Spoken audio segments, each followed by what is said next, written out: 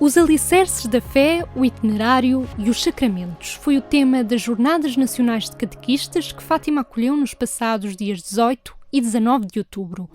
Vindo de Itália, Monsenhor Bulgarelli disse aos catequistas que a mudança de época exige uma profunda e lenta mudança das estruturas criadas para servir as pessoas. Bisogna avere il coraggio, veramente il coraggio, di abbattere degli schemi che non funzionano più. A livello politico, civile, sociale e anche onestamente ecclesiale. Noi stiamo difendendo una struttura e perdendo di vista invece la cosa più preziosa che abbiamo, che sono le persone.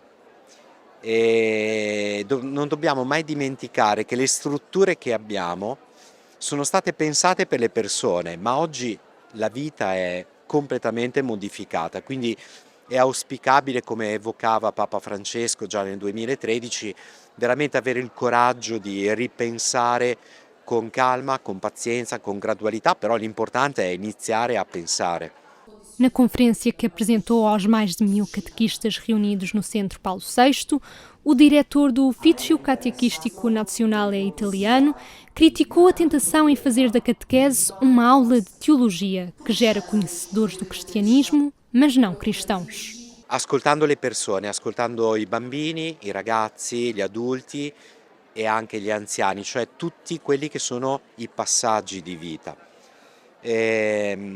Noi a volte dimentichiamo che il Dio nel quale noi crediamo previene tutto, si dona gratuitamente, cioè non è posto sotto condizione, per cui non è che più sai più Dio ti ama, no, Dio ti ama a prescindere. Allora si tratta di consegnare un'esperienza che poi certamente va approfondita, legata meglio alla vita quotidiana. Para o futuro da Igreja na Europa e numa dinâmica de nova evangelização, o sacerdote italiano considera que é necessário reabrir o diálogo e sustenta para o catequista um papel central de ligação dos vários serviços e sensibilidades na comunidade. Riaprire un dialogo tra fede e vita, fede e cultura, accettando anche di stare dentro delle cose che non sono chiarissime, ma come è stato all'inizio dell'evangelizzazione 2000 anni fa. In questo momento è decisivo, proprio perché può essere quel punto di mediazione tra la comunità cristiana e la vita di tutti i giorni. E quindi non è tanto e solo la preoccupazione di avere un momento di incontro all'interno della comunità, ma proprio di riscoprire il valore della testimonianza, della credibilità, quindi anche della riconoscibilità della figura, che vuol dire persone nella vita quotidiana che portano e incarnano il Vangelo.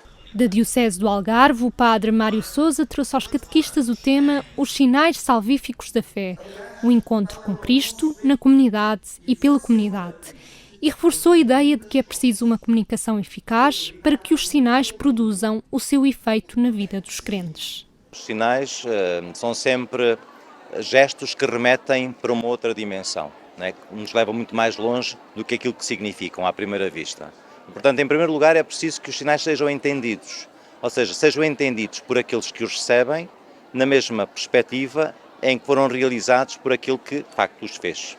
Porque senão não há comunicação, e não há comunicação também salvífica. Penso que estamos a viver um tempo com mudanças de tal maneira em ritmo de zapping que é quase impossível que, de facto, esta perfeita comunicação entre quem emite e quem recebe verdadeiramente acontece.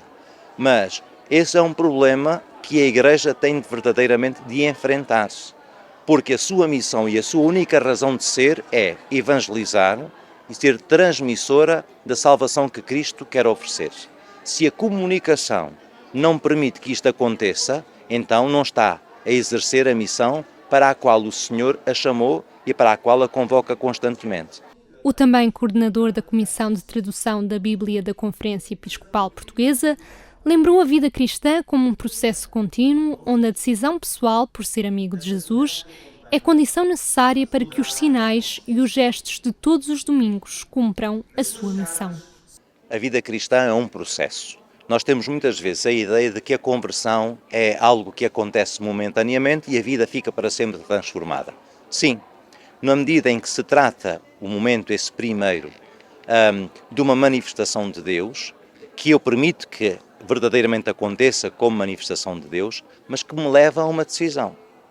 Se esta decisão, por me deixar conduzir por Ele, por procurar nele o sentido profundo da vida, não acontecer, podemos ter milhentos gestos, podemos celebrar todos os domingos a Eucaristia, mas a força salvífica de Jesus está lá, mas não é recebida. Na última conferência das Jornadas Nacionais e já depois da celebração mistagógica onde os catequistas rezaram, através da arte, os sacramentos da iniciação cristã, Isabel Varanda, da Universidade Católica Portuguesa, trouxe aos catequistas a via da beleza, na contemplação da natureza como caminho para Deus e o problema da crise ecológica aos olhos da fé. E encontramos, de facto, aqui um caminho que a Igreja vê para a catequese hoje como o caminho da beleza. Havia pulchritudinis, portanto, esta via da beleza como um caminho para a conversão. Essa beleza acaba por ser uma proposta de uma atualidade e de uma pertinência inesgotável no tempo presente, para os tempos presentes e futuros, neste tempo em que vivemos a braços com uma crise ecológica planetária extraordinária, terrível, que põe em risco a sobrevivência de toda a criação, de todas as criaturas. Trata-se de descobrir, e ainda estamos a dar só os primeiros passos, de descobrir qual é a singularidade do contributo da religião em geral e do cristianismo concretamente para fazer face à crise ecológica contemporânea. Ainda antes da apresentação dos novos materiais e recursos para a catequese, a docente universitária destacou o papel do Papa Francisco no despertar da Igreja para o problema da ecologia e da causa comum. O Papa Francisco tem um papel absolutamente extraordinário.